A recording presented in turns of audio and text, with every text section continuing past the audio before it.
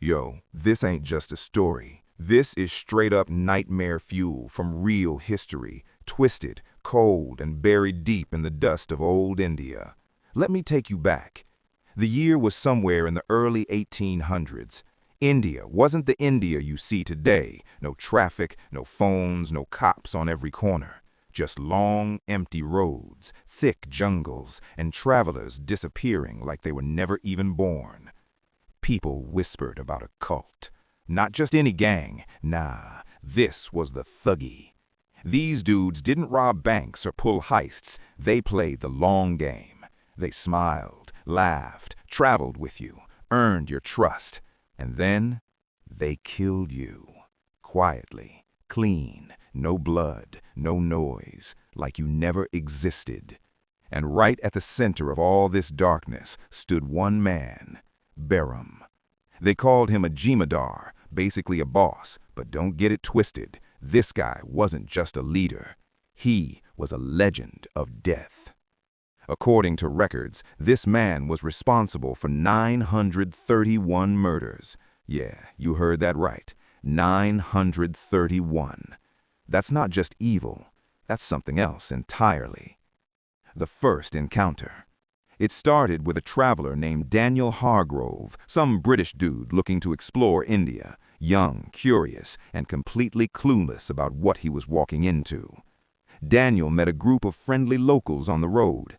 "Hey man, you look lost," one of them said, smiling like your everyday chill guy. They offered him food, shared stories, laughed like brothers. Among them was Behram, calm, quiet, watching. Daniel felt safe. That was his first mistake. The method, the creepiest part. See, the Thuggy didn't just kill randomly. They had a ritual, a system, a code. They used a Rumal, a simple cloth. No guns, no knives, just a piece of fabric wrapped around your neck from behind, and in seconds, lights out. No screams, no fight, just silence. And Behram, dude was a master at it. They say he could kill someone in under a minute without breaking a sweat. Something felt off. That night, Daniel noticed something strange.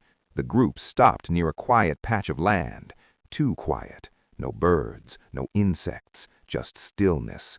One of the men started digging. "Relax, bro," another laughed. "Just preparing for the night." But Daniel wasn't dumb. He saw it.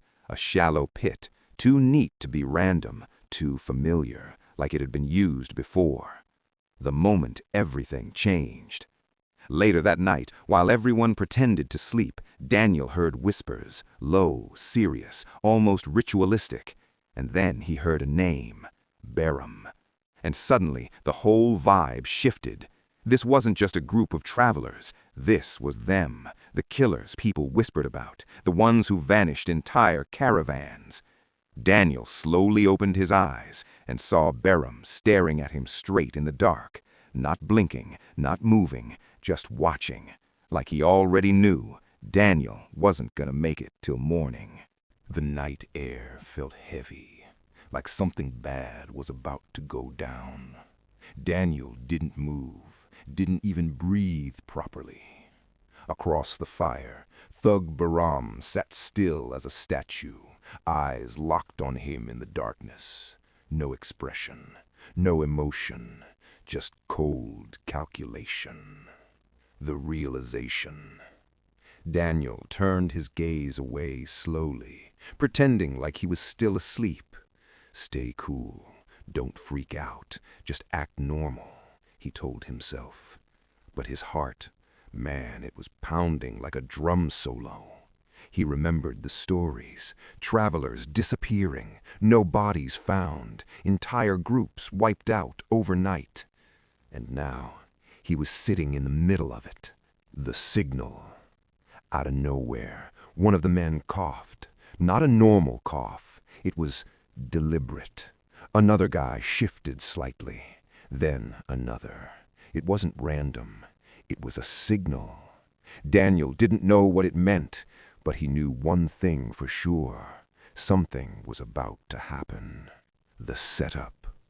Behram stood up slowly. No rush, no panic, like a guy just stretching his legs. He walked toward Daniel, each step slow, controlled. Crunch, crunch, crunch. The sound of gravel under his feet felt louder than thunder in Daniel's ears. Then Behram smiled. "Hey, my friend, you awake?" he said softly. Daniel forced a yawn. Yeah, man, couldn't really sleep." Behram nodded. "Same here. Thought we'd talk a little, pass the time." That smile, fake as hell. The trap tightens. Another man came and sat behind Daniel. Too close, way too close. Daniel's instincts kicked in hard. This ain't right. This ain't right at all. Behram leaned in slightly. "You trust us, don't you?" Daniel swallowed. "Yeah, of course." Inside, though, he was screaming. And then it happened. In a split second, Daniel made his move. He jumped up and bolted into the darkness. No plan, no direction, just run. Branches slapped his face, thorns tore his clothes. Behind him, shouts, fast footsteps. They weren't regular dudes. The Thuggy were built for this. They hunted in the dark like predators. Daniel could hear them closing in. Left, right, behind. They were surrounding him, playing with him.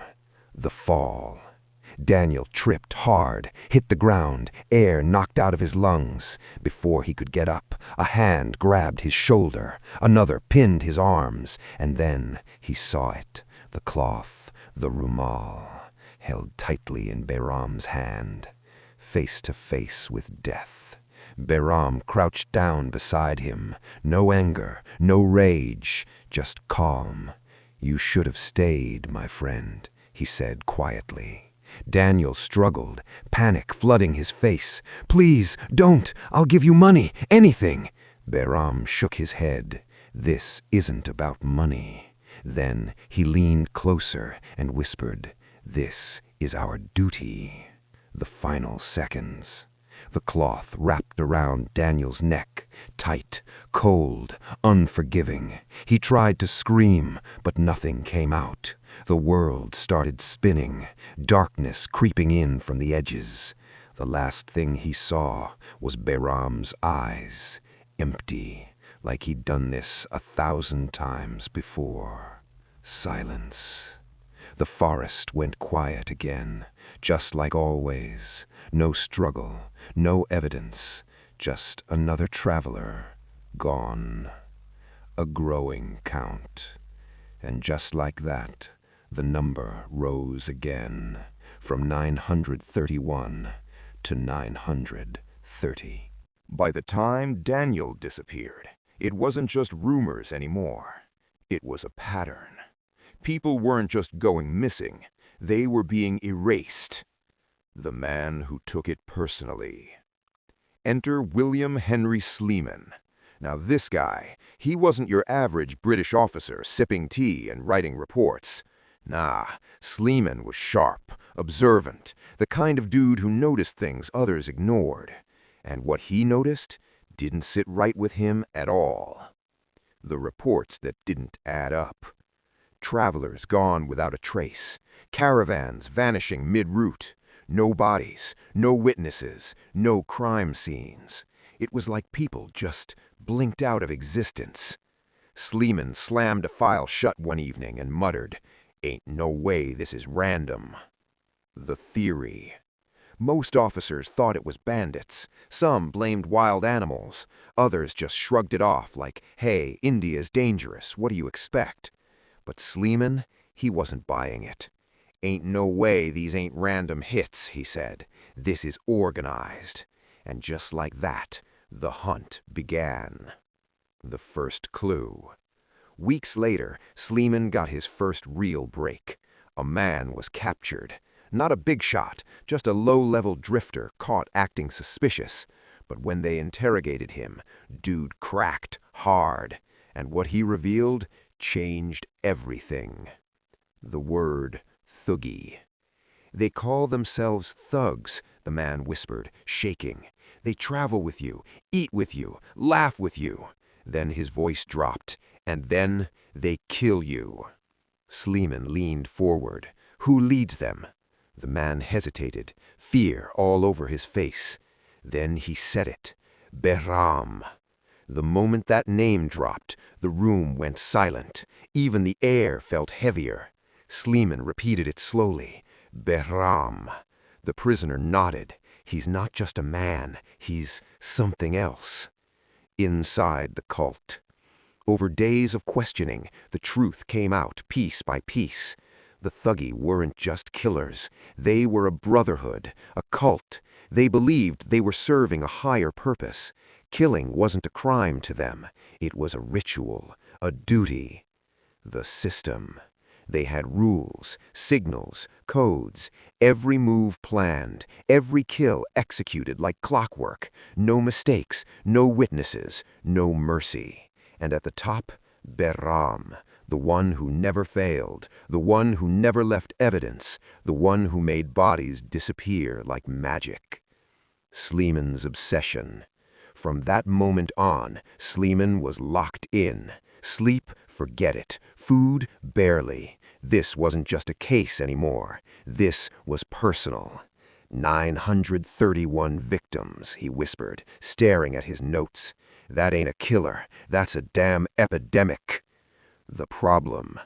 Catching Behram wasn't gonna be easy. The Thuggee were everywhere, blending in with normal people, merchants, travelers, workers. Anyone could be one of them, even the guy standing next to you. The plan. Sleeman knew one thing. You don't catch a ghost by chasing shadows. You get inside. So he made a bold move. He decided to turn one of them, flip a Thuggee, use him as bait. The betrayer. After weeks of pressure, one man agreed. A former Thuggee, scared, broken, ready to talk. "I'll help you, but you don't understand. Once you're in this, there's no way out." Sleeman stared him down. "Watch me. The storm is coming." Somewhere in the darkness, Behram sat with his men, calm as ever, like he already knew something was shifting, like the game had just changed. The game had officially changed.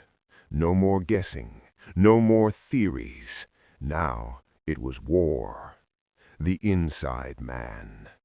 William Henry Sleeman stood face to face with the man who could either end this nightmare or get them all killed. The former Thuggee, Rafiq, looked like he hadn't slept in days, eyes sunken, hands shaking. "You don't understand," Rafiq muttered. "They don't forgive. They don't forget." Sleeman folded his arms. "Good.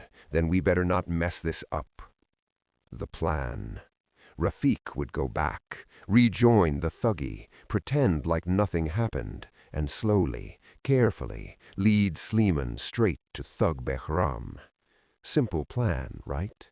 Yeah, except one problem. If Behram even suspected something, Rafiq wouldn't just die, he'd disappear, like the other 931.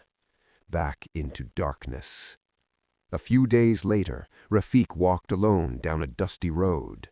Same roads, same silence, same feeling like the shadows were watching him.